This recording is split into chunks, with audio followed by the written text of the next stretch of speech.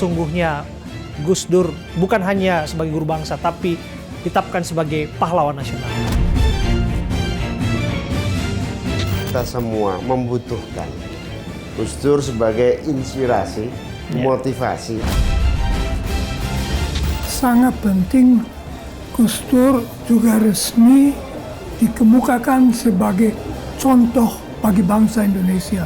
Seorang presiden besok lebaran nggak bisa beli ayam, Jo.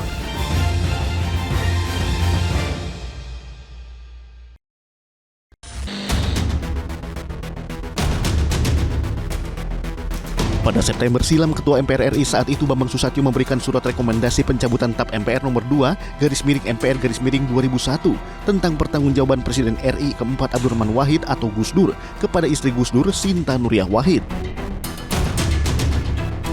Melalui pemberian keputusan ini, MPR RI bermaksud untuk memulihkan nama Gus Dur yang dituduh dalam melakukan praktik korupsi pada masa ia menjabat.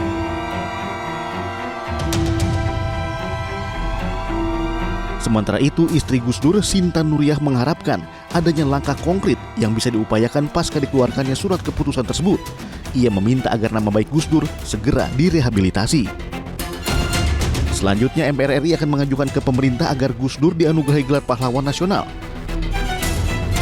Hal itu pun disebut penuh haru bahagia oleh tokoh lintas agama karena selama hidupnya Gus Dur dikenal sebagai Bapak Toleransi Indonesia.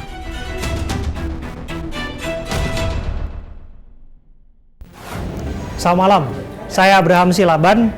Hari ini istimewa dan luar biasa bagi saya karena hari ini kita melihat betapa sungguh guru bangsa Gus Dur dikenang dan kemudian didorong untuk menjadi pahlawan nasional. Setelah TAP MPR dicabut, tentu ini adalah hal yang dinanti-nantikan. Kalau Gus Dur mengatakan dengan istilah time will tell atau sejarah akan buktikan, dan inilah saatnya kemudian waktunya kemudian negara memulihkan dan termasuk memvalidasi sosok Gus Dur sebagai guru bangsa. Dan untuk membicarakan itu sudah hadir bersama kami sejumlah narasumber yang hadir. Sudah bersama kita Menko Pemberdayaan Masyarakat Gus Muhaimin Iskandar. Sehat, Gus? Alhamdulillah, selamat malam. Selamat malam, Gus. Dan Romo Frans Magniseno. Sehat, Romo? Alhamdulillah. Dia luar biasa nih, semangat terus. Dan bersama kami juga di sini adalah Pak Wisnu Bawatenaya, Ketua Umum Parisada Hindu Dharma Indonesia. Selamat malam, Bapak. Selamat malam. Iya. Saya ke Gus Muhaimin terlebih dahulu. Gus, cerita kepada kami. Tentu kerukunan beragama tak lepas dari sosok Gus Dur, guru bangsa. Dan kalau kita lihat apa yang terjadi baru-baru ini, kemudian TAP MPR itu dicabut. Ini membuka jalan bagi negara ini memvalidasi sesungguhnya Gus Dur bukan hanya sebagai guru bangsa, tapi ditetapkan sebagai pahlawan nasional. Bagaimana, Gus? Ya, guru bangsa itu pahlawan tanpa tanda jasa. Tetapi kita semua membutuhkan Gus Dur sebagai inspirasi, motivasi, sekaligus kerangka kesadaran ideologis kita untuk terus tidak pernah berhenti berjuang untuk persaudaraan, persatuan, kemanusiaan, dan tentu saja menciptakan dialog yang sehat antar berbagai kebinekaan. Gus Dur telah melakukan itu. Seperti yang Anda sampaikan, Gus Dur bilang ketika sedang terpojok karena pikiran-pikiran Gus Dur yang dianggap kontroversial waktu itu, di mana dulu perbedaan, kekerasan antar kelompok, antar agama itu muncul ke permukaan. Gus Dur melawan itu dan tidak populer. Kemudian Gus Dur terpojok, selalu Gus Dur menyatakan sejarah yang akan membuktikan. Betul. Dan hari ini sejarah membutuhkan Gus Dur untuk terus kita semua termotivasi. Kita semua untuk terdorong untuk melanjutkan. Oke, kalau kita lihat kan jalan panjang sebetulnya, Gus, perjuangan untuk memastikan tapi itu dicabut, MPR itu dicabut, dan kemudian kalau kita lihat sudah dicabut dan tidak akan berhenti di situ. Perjuangan itu kan dimulai oleh berbagai fraksi, termasuk PKB, sesungguhnya yang secara konsisten memperjuangkan itu. Seperti apa semestinya pemerintah meresponi itu? Ya, tentu banyak sekali tokoh-tokoh yang sudah mendapatkan pahlawan. Ya. Nah, Gus Dur ada di atas beberapa yang sudah mendapatkan itu. Maka tentu saja pemerintah tidak ada pilihan kecuali untuk mendukung itu. Iya. Karena itu dukungan dari berani dari seluruh pihak itu penting buat pemerintah bagi proses-proses memastikan bahwa Gus Dur adalah pahlawan tersebut. Oke. Dan itu tentu akan diresponin secara responsif ya oleh pemerintah. Pasti. Kalau Anda melihat suasana kebatinan dalam kabinet Prabowo Gibran ini seperti apa? Selalu ada proses di mana mulai dari bawah, prosedur-prosedur administrasi kenegaraan yang harus ditempuh. Romo, jelaskan kepada kami Romo, bagaimana kontribusi Gus Dur dalam kerukunan umat beragama dan idenya yang sampai hari ini masih tetap ada? Menurut saya sangat penting Gus Dur juga resmi dikemukakan sebagai contoh bagi bangsa Indonesia.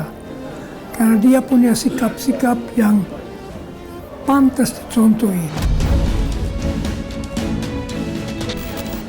Dia punya kemampuan untuk membuat sesuatu yang menjadi syarat agar Indonesia betul-betul bersatu, yaitu mempunyai identitasnya sendiri, identitas sebagai orang Muslim, identitas sebagai orang Jawa Timur, dan sekaligus identitas Indonesia, identitas sebagai saudara dari agama-agama lain. Itu yang kita harapkan.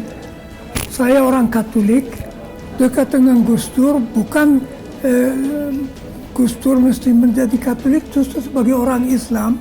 Saya lewat Gus Dur merasa aman dengan saudara-saudara Islam. Itu sesuatu yang sangat penting di Indonesia. Maka saya harapkan Gus Dur resmi menjadi dinyatakan pahlawan yang dia sebetulnya sudah pahlawan.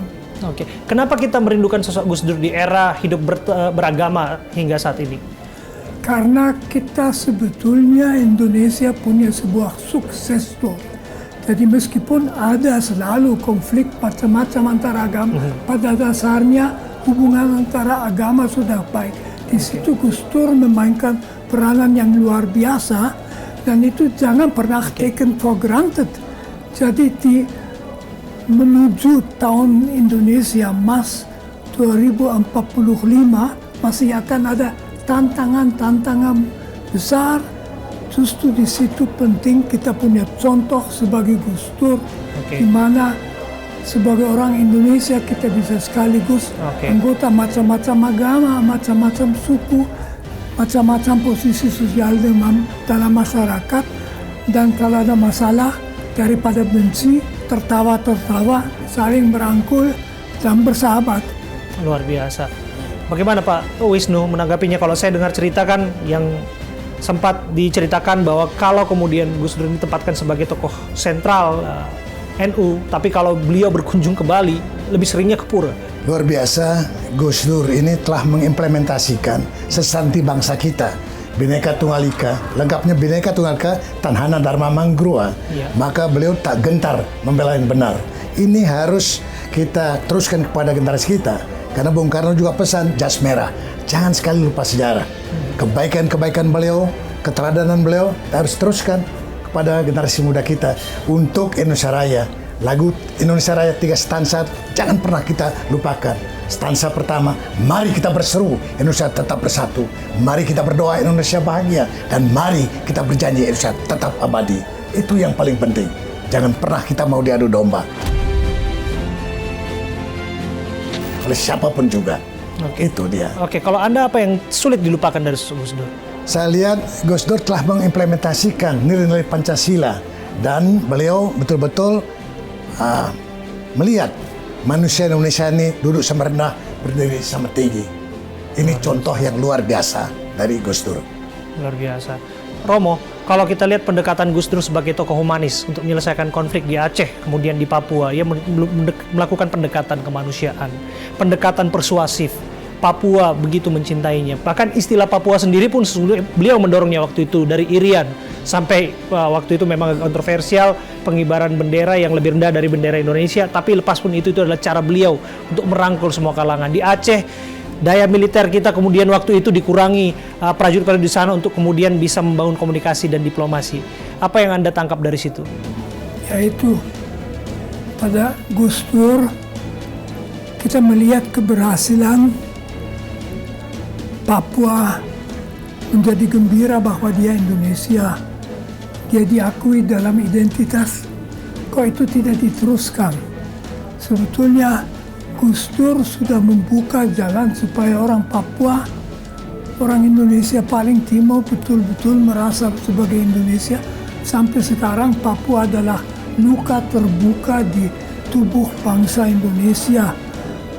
Kita bisa belajar dari Gus Dur bagaimana menanganinya dengan suatu yang merupakan win-win solution bagi semua yang terlibat. Jadi di Papua tidak perlu ada yang kalah, asal saja kita betul-betul tidak mau mengeksploitasi orang Papua, tetapi membantu supaya mereka itu bisa terbangun, bisa hidup sejahtera, bisa hidup itu aman, terhormat, sama dengan kita semua. Luar biasa. Gus, kan yang dikangenin kalau Gus Dur bicara itu kan endingnya, guyonannya, jenakanya yang selalu dinantikan oleh banyak kalangan. Apa yang patut dicontoh dari cara-cara Gus Dur memberikan pesan-pesan kepada umat? Ya, sebetulnya Gus Dur bisa menghadirkan satu message, pesan, gagasan dengan amat sangat sederhana dan bahkan menggembirakan. Itu karena prinsip Gus Dur tidak pernah merendahkan dan tidak pernah merasa lebih tinggi. Dalam semua aspek, termasuk di dalam melakukan guyon-guyon dan cerita-cerita lucu. Sehingga istilah Gus Dur itu lelucon terbaik adalah merendahkan diri kita sendiri. Lelucon yang paling lucu adalah tidak pernah menyakiti orang lain. Karena pada dasarnya merendahkan atau meremehkan diri sendiri itu adalah lelucon yang paling unggul kata Gus Dur. Tapi satu hal yang patut menjadi pembelajaran tentang Gus Dur ini adalah Gus Dur selalu menemani kelompok yang paling sulit, yang paling menderita, yang paling minoritas, yang paling sedang mengalami masalah yang paling sulit. Di NU sendiri ada satu keyakinan Gus Dur itu wali. Wali itu kesayangan Tuhan, kesayangan Allah. Istilah wali itu. Tapi apa sesungguhnya setelah saya ikuti perjalanan Gus Dur, yang disebut wali atau kesayangan Tuhan itu karena Gus Dur pernah dan selalu membela orang, dan yang paling pokok adalah menyelamatkan nyawa manusia. Jadi Gus Dur itu disebut wali karena terlampau banyak nyawa-nyawa yang diselamatkan. Kita tahu bahwa Gus Dur ini kan tidak memiliki musuh lah. Semua dirangkulnya. Barangkali ada nilai-nilai dari Gus Durian yang kemudian diambil di sana sehingga pada akhirnya Gus Imin hari ini ada dalam satu kabinet pemerintahan yang kemudian ikut mencoba untuk mewujudkan asas itu.